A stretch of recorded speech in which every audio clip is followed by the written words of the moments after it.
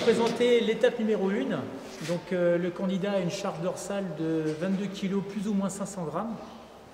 Et donc, il va venir parcourir donc, cette étape en se déplaçant sur la superficie qui est délimitée par deux lignes de 18 mètres. On y va.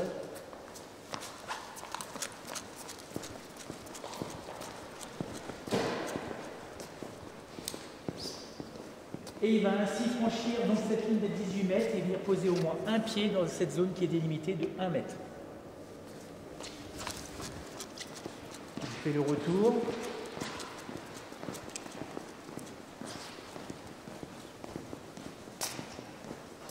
Donc il va pouvoir venir se suspendre à cette barre qui est située à environ minimum 1,90 m. Il se suspend et va venir franchir cette ligne qui est délimitée au centre de part et d'autre. Et l'étape 1 est validée.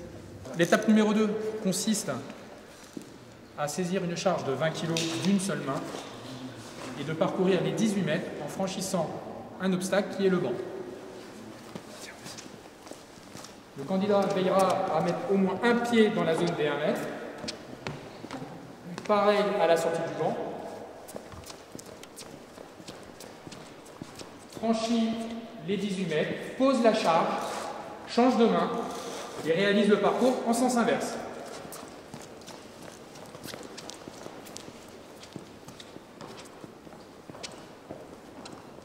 À ce moment-là précis, l'étape numéro 2 est validée. Numéro 3 consiste à se saisir de deux charges, une deuxième charge de 20 kg et de réaliser 10 montées. Pour ce faire, le candidat devra mettre les deux pieds sur le banc, redescendre, mettre les deux pieds au sol pour valider la montée. 2, 3, 4,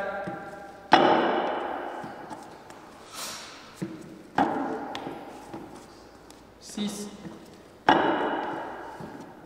7,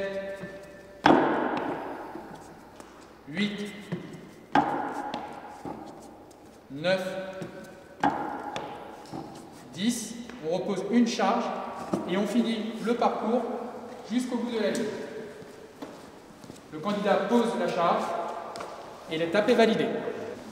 Donc l'étape numéro 4, le candidat saisit une charge de 10 kg et à l'aide de ce repère visuel situé à 1,60 m, va venir saisir cette charge et venir toucher donc ce repère qui est délimité.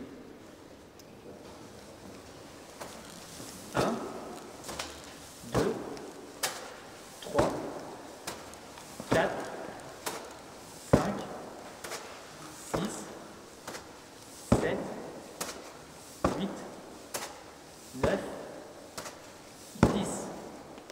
10 fois, et donc l'étape 4 est validée. La cinquième étape consiste à tirer une charge de 40 kg sur 18 mètres, avec un pied au moins derrière la ligne des 18 mètres.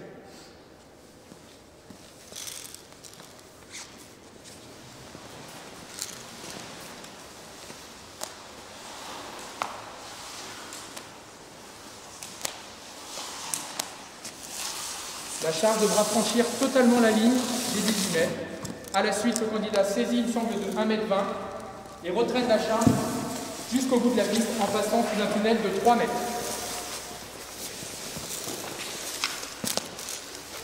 À la sortie du tunnel, le candidat peut se relever et finir sa course jusqu'au bout de la piste.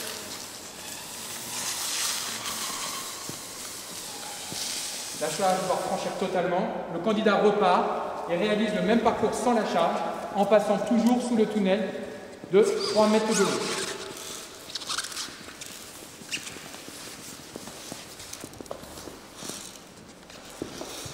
Une fois au bout de la piste, l'étape 5 est validée. Les 5 étapes étant validées, dans la 6e étape, cette étape consiste à faire le maximum d'allers-retours de façon à obtenir la note maximum sur le temps imparti qui est de 4 minutes.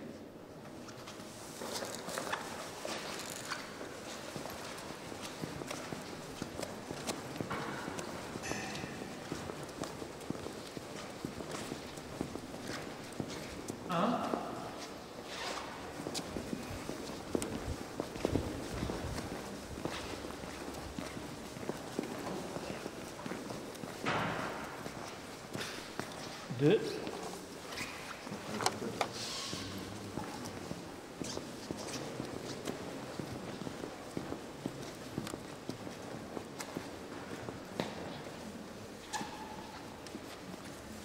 chaque allée correspond à un point. À 4 minutes, l'étape est terminée, l'épreuve est terminée.